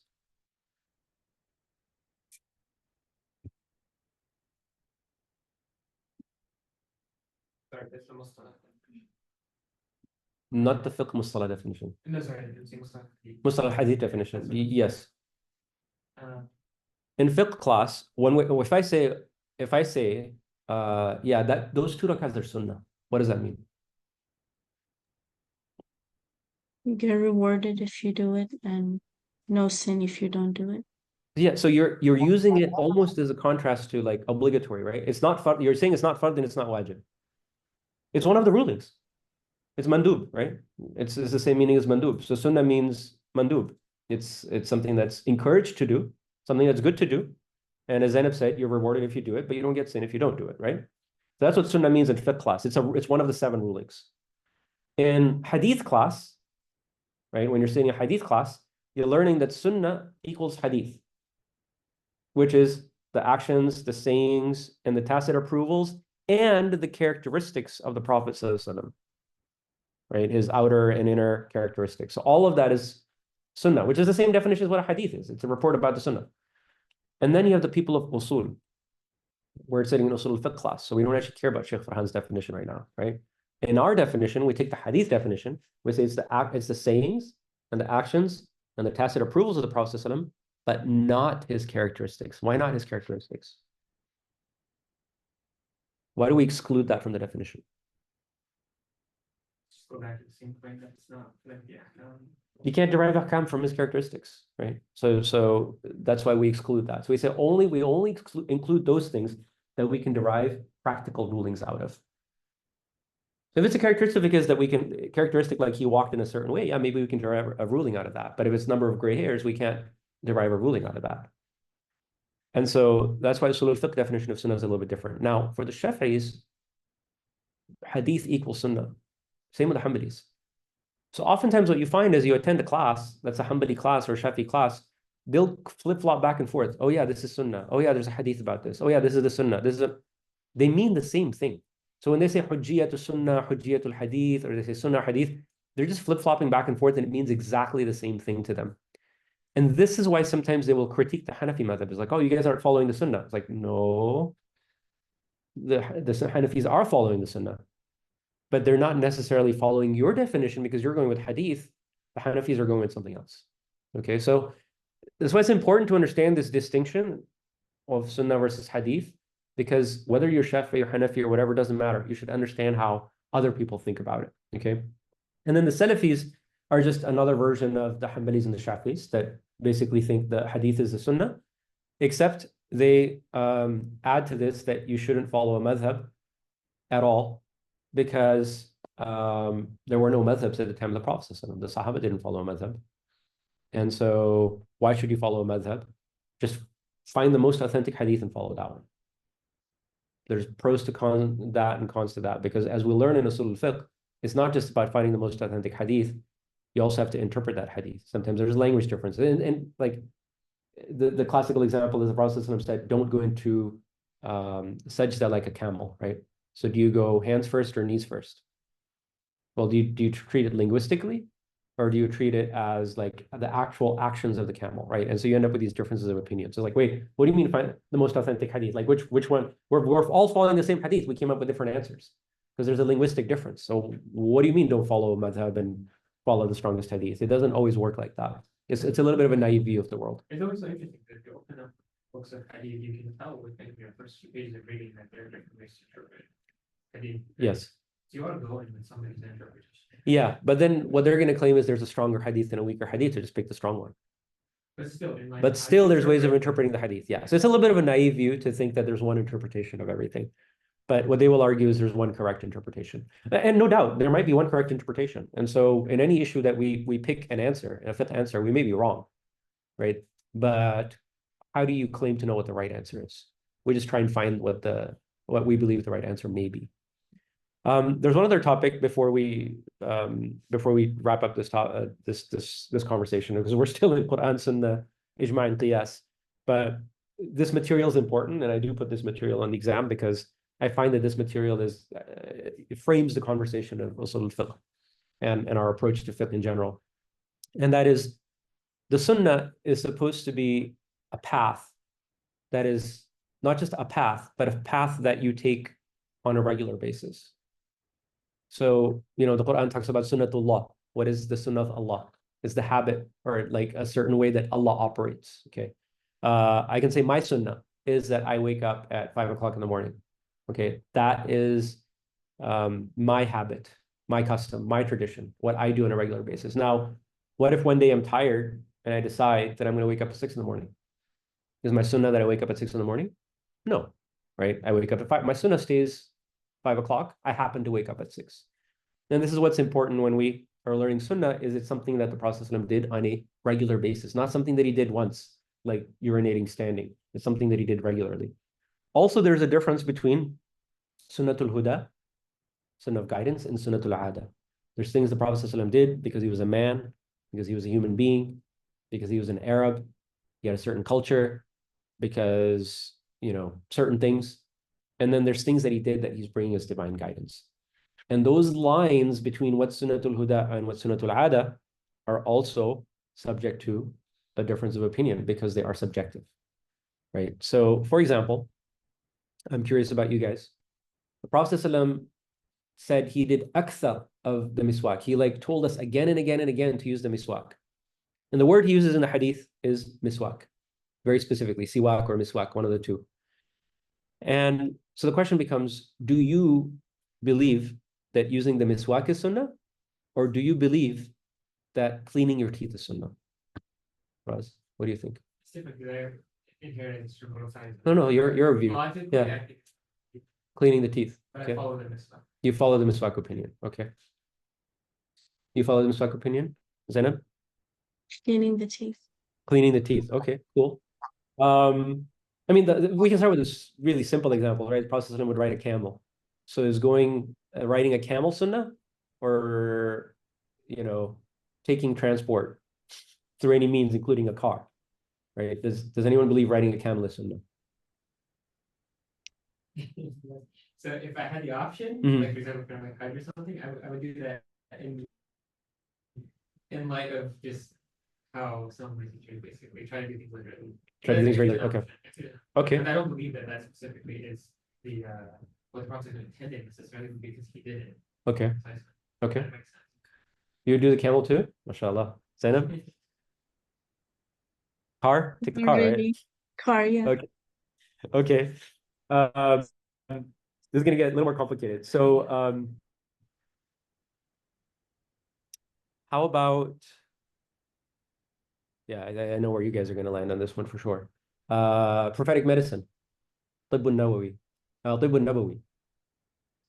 So, do you believe that doing hijama is from the Sunnah? You do, Sian?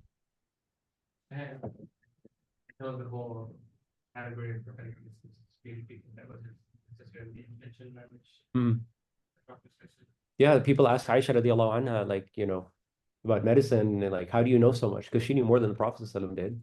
And she'd be like, yeah, the Prophet ﷺ would get sick and I would practice on him. So she knew a lot more than the Prophet ﷺ did. Zainab, your opinion is prophetic medicine from the part of divine guidance that we have to follow? Or is it something that is worldly stuff? No, I think it's prophetic guidance. It's prophetic guidance. Okay. We have all these, differences of opinion and things on certain things and not others. So Ibn al-Qayyim, for example, obviously believes in Tibb al-Nabawi. He wrote a book on that. And then you have people like Qadi Iyad and people like Shah Wali al-Dahlawi and many others who said, Prophet ﷺ didn't come to teach us medicine. Prophet ﷺ didn't come to teach us, we know the hadith of the pollination of the date palms, where the Prophet ﷺ, said, what are you guys doing? Like, oh, we're pollinating the date palms. Oh, wow. Why are you doing that? Doesn't make any sense. And then they come later, it's season, and the trees didn't fruit. And they asked the Prophet ﷺ, hey, you told us not to pollinate. He's like, I didn't tell you not to pollinate. These are matters of the dunya. I didn't come to teach you this stuff, right? I came to teach you guidance. And so we know that. We know there's other hadith. We know the hadith of Barira and Mughith. Everyone know the hadith of Barira and Mughith? Barira was a slave. Mughith was a slave. And Barira was a woman. And she was freed. And after she was freed, we know from the fiqh that a slave woman can then decide, does she want to stay in the marriage or does she want to leave the marriage? And so Barira would be like running, Mughith would be running after her in the streets. Like, please, please don't leave me. Please don't leave me. Please don't leave me. He was like running after her all over the place. And the Prophet ﷺ felt really bad for him. And he asked Barira, like, hey, why don't you take Mughith, you know, like just stay with him. Like he was your husband and now you're free, you can decide, but keep him as your husband. And she asked the Prophet ﷺ what? She said, are you giving me a prophetic command? Or are you giving me advice? Right? Very, very clear. Are you telling me what to do, or are you just like advising me? And he said, oh no, I'm just advising you as a human being. And she was like, appreciate the advice, but no, thank you. I don't want to be with this man. And so she left him, right? And so the Prophet ﷺ clearly, and we have many incidents of this where the Sahaba would ask, like, is this something that was revealed to you by Allah, or is this something that you're coming up with on your own? Again, you know, it relates back to the topic of ijtihad and all of that earlier. And there are times the Prophet ﷺ said, this is on my own. And then a Sahabi would say, well, may I recommend something different? You know, and in this case, Barira was just like, yeah, thanks for the advice, but no thanks, you know. So she decided not to follow his advice. And so we have many examples where we know there's a difference between when you have to obey the Prophet and when you don't have to obey the Prophet, because sometimes he's just being a wise human being and just giving you advice, and sometimes he's actually being the prophet, right, and giving you divine guidance. And so these differences that we have, like they're open to opinion, right? Like there's a process I'm trying to teach us siwak, or trying to teach us to keep our teeth clean, and that's where we end up with these differences. And who's to say who's right, right? Again, like this is all subject to ijtihad. So yes, it's the ulama who came up with these opinions, who come up with these opinions, and the ulama have a right to these opinions. But we can sit here and have academic debates about the role of the Prophet ﷺ and the role being to guide us from a religious perspective. But then other people argue, well, this is part of the religion. You know, why would he use the word siwak in the hadith? So those are the arguments that we get. That's another way that we get differences of opinion in the sunnah as well. Is this sunnatul huda or sunnatul ada? And you're going to find that people are on both extremes, and then there's some gray area in the middle where people come up with different answers. And so you can take this to an extreme, or you can stay somewhere in the middle in the gray areas as well. Yeah, which approach do you first? Me? I don't know why that's relevant. Can you still call us an right? And so does this go back to like when, because all these examples that you shared, for example, riding a camel or something like that. I don't know if, you know, some of the Shafi'is or others would necessarily call that like a sunnah that's a ruling, but they do it out of love because it was the habit of the Prophet. Yeah. So like there's that, it's still called sunnah, right? The sunnah al-ada, or are you saying that in Sunnah just means habit. If I wake up at 5 in the morning, it's my sunnah. Yeah. Something Prophet ﷺ did. He ate chicken. There's a hadith that says Prophet ﷺ ate chicken. Does that mean we should eat chicken? He liked watermelon. Yeah, some people are like, oh, we're eating sunnah foods, we're eating watermelon. I'm like, okay, well, Allah gave us all different tastes, you know. There's nothing divine in watermelon. Yeah. But I think that's a distinction. They don't consider it necessarily a divine ruling either. You're doing it again because it was just some out of muhabbat. Okay, so when you love your mother, do you eat what she eats, or do you listen to her and obey her? I mean, the most important obviously listen and obey. Okay, if she eats watermelon, do you say like, oh, my mother loves watermelon, so I'm going to eat watermelon every day? I mean, not every single day, but they would. I was saying there's something like that, right? Okay, so this is the spectrum. If you're the type of people who feel that like if my mother loves a certain food, I'm going to love that food, then you're going to go in that direction. If you're like, no, if I love my mother, it means I need to listen to her, respect her, be good to her, and listen to what she says, then I'm going to follow that, right? And so it's very similar, right? So if you feel that loving the Prophet ﷺ means to do what he did exactly, then you're going to go to that extreme. People like Ibn Umar did that. I'm not even saying this is us. The companions were like this. Ibn Umar was like, oh, the Prophet ﷺ urinated in that corner over there. I'm going to go urinate over there. You find examples, right? You find examples like Ibn Umar. Ibn Umar is obviously an extreme. And again, I'm not using the word extreme negatively, but I'm just saying Ibn Umar is obviously alone in doing these things. Everyone else is making fun of him. Like, what's wrong with you, Ibn Umar? Like, why are you so literal about everything? Prophet ﷺ needed to go urinate, right? Why are you going urinating? Like even like the black stone, right? Where he says, well, we don't, is that considered? No, that's the Prophet ﷺ is teaching you how to do Umrah, right? The Prophet is teaching you how to do acts of ibadah. There's no difference of opinion on that. Acts of ibadah are acts of ibadah. The question becomes, is urinating in a corner an act of ibadah? And Ibn Umar is acting like that. And Ibn Abbas is going like, Ibn Umar, what are you doing? Yeah. Like, you're an extremist, right? And they would poke fun at each other, right? But the thing is, you see this in the Ramadan actually that came much later, right? In terms of like, or even I could say some of like, you know, how like walking. Well, I guess it's the opposite, but like walking in the footsteps of your kids. Yeah, again, so it boils down to like, do you feel like walking in the footsteps of your teacher, like literal footsteps, buys you anything? Or you're going like, oh, my teacher had a lot of patience. Yeah. And I feel like patience is a virtue. So I'm going to be patient in my things, right? So fundamentally, the thing we have to be careful of, regardless of what you believe the Sunnah is that the Quran was revealed to the Prophet ﷺ. The Quran wasn't revealed to us. Okay, the Quran didn't come to make us prophets. The Quran came to make him a prophet. And what do I mean by that? It doesn't mean we don't interpret the Quran. What it means is, in order to understand the Quran, we need to understand the life of the Prophet ﷺ, the seerah, the context he was in, what happened, how did he respond? That's called the first application. The application, well, how did the Prophet ﷺ apply the Quran in his life? Then we have to do the second application, which is not that we've learned how the Prophet ﷺ did it. What is our context? What is the world we're living in? What are we dealing with? And how do we interpret and apply the Quran the way the Prophet ﷺ did? It doesn't mean we do exactly what he did, okay? Because we're not, whether you believe riding a camel sunnah or not, we don't have camels around here, okay? And so what we got to figure out is, when we're driving a car, what's the sunnah, right? So when we get into a car, what do we say? Subhanalladhi sakhara lana hadha wa ma kunna lahu muqrinin, right? We read that. And so that's a very simple example, right? But like, we need to apply the sunnah in our lives. So when you get on a roller coaster, do you read that or not, right? When you get into an elevator, do you read that or not, right? And so these are the things that we need to think about. But we need to understand the Quran was revealed to the Prophet ﷺ. We need to understand it from the lens of the Prophet ﷺ. Then we apply it to our time and context.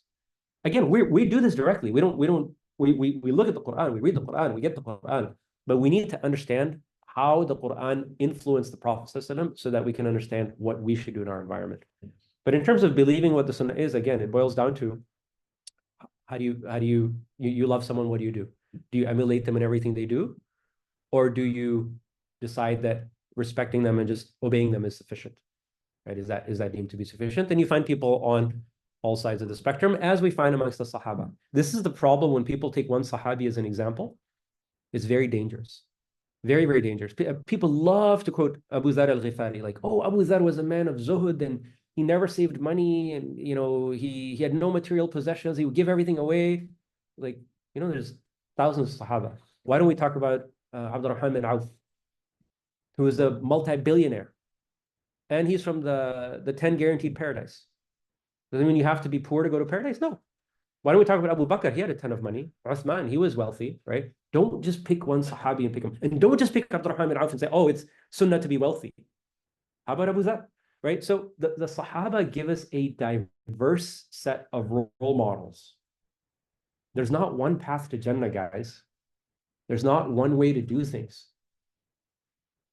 And don't be offended if your path is not the one that others follow. And don't assume there's one way, right? So in your mind, maybe this is what your father believes, is that for you to respect your father, you need to get into the same profession. You need to wear the same kind of clothes. You need to eat the same type of food. And that's respecting your father. Or maybe you believe respecting your father is just giving him, honoring him, and listening to him, right? I'm not trying to tell you what's right, what's wrong, right? Because there isn't necessarily a right or wrong. But do remember that Allah gave us a mind.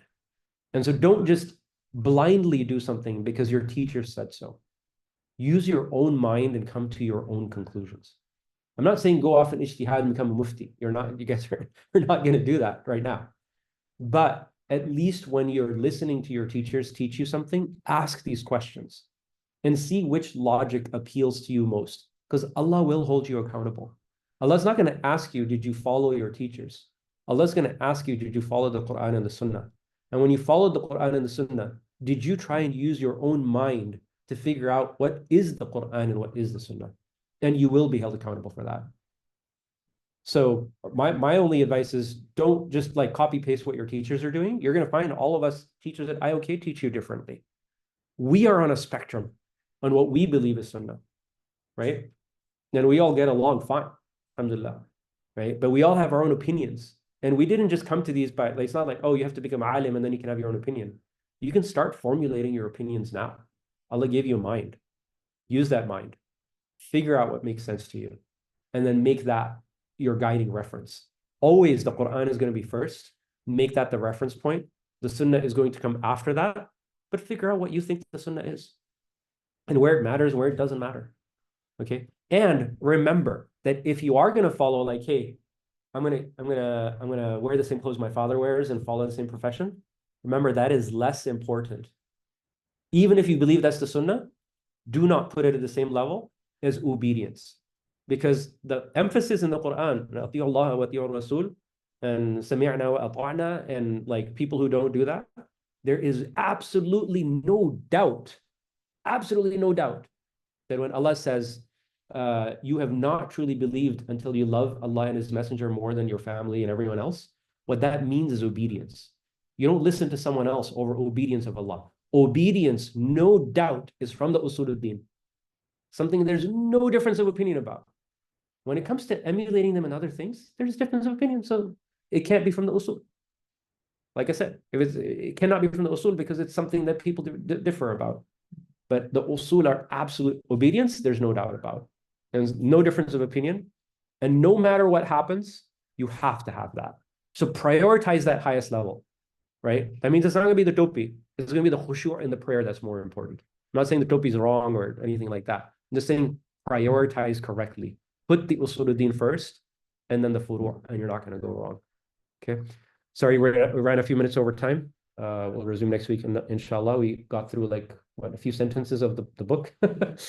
But some of this content will be in the exam, so please know it well. سبحانك اللهم وبحمدك أشهد أن لا إله إلا أنت أستغفرك وأتوب إليك. السلام عليكم.